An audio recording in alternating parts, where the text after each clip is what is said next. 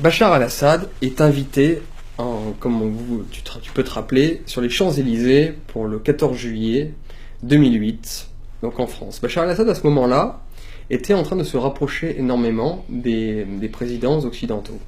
Notamment, on oublie trop souvent, il était allé jusqu'en Iran pour faire libérer une otage française, il l'a fait libérer, donc il commençait à être à nouveau dans le concert des nations, parce qu'on s'apercevait qu'il faisait des bonnes choses. La Syrie fonctionnait très très bien, le pic de tourisme pour la Syrie c'est 2008, il y avait de plus en plus de touristes. Avec Israël, la paix était en passe d'être signée, il n'y avait plus de conflit depuis très longtemps, il y avait une paix blanche en gros sous-jacente qui avait été signée, et donc Bachar al-Assad était un homme accepté et acceptable. C'était pas du tout un méchant dictateur à ce moment-là. Et il se trouve que, à ce moment-là, les Qataris, avec la France et les États-Unis, avaient un projet de gazoduc qui passerait par le Qatar, et donc par la Syrie, par le Liban, pour récupérer donc les ressources gazières qataries, et donc essayer de contrebalancer, de concurrencer les ressources gazières russes. Donc c'était un projet pour lequel étaient intéressés les Qataris, bien entendu, les Français, les Anglais et les Américains. Bachar al-Assad était en pleine négociation sur ce gazoduc. En 2008, il l'était. Bachar al-Assad a fini par dire non. Et j'ai une anecdote sur le sujet. Il a fini par dire non à ce projet de gazoduc franco-qatari.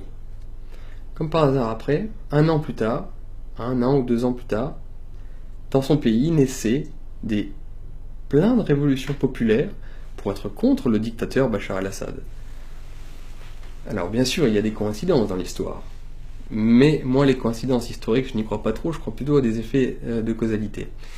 Et là j'ai une anecdote dont je ne peux évidemment pas citer le témoin, je ne peux pas citer qui me l'a dit non plus, donc je vais essayer de rester le plus large possible parce que ça peut avoir des conséquences importantes sur la famille de cette personne.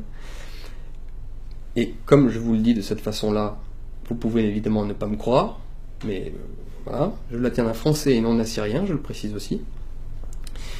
Quelqu'un a assisté à une réunion en 2008 entre Bachar al-Assad, François Fillon, De Margerie, le patron de Total, et donc Sarkozy, Fillon, De Margerie et Bachar al-Assad. Sarkozy demande au traducteur, de dire à Bachar al-Assad qu'il aura 30% des ressources liées au gazoduc qui allait être en Syrie. Il aura 30% quand les Français en auront 70%. Et donc il demande au traducteur de traduire ça à Bachar al-Assad, oubliant que Bachar al-Assad comprenait très bien le français.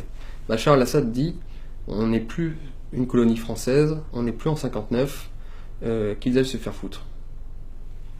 Le traducteur n'ose pas traduire ça à Sarkozy. Bachar al-Assad ainsi dit « tu peux leur dire ça ». Sarkozy, entendant cela, a explosé et a dit « puisque c'est comme ça, on va foutre votre pays à feu et à sang ». Un an plus tard, il y avait la fameuse révolution populaire à Damas.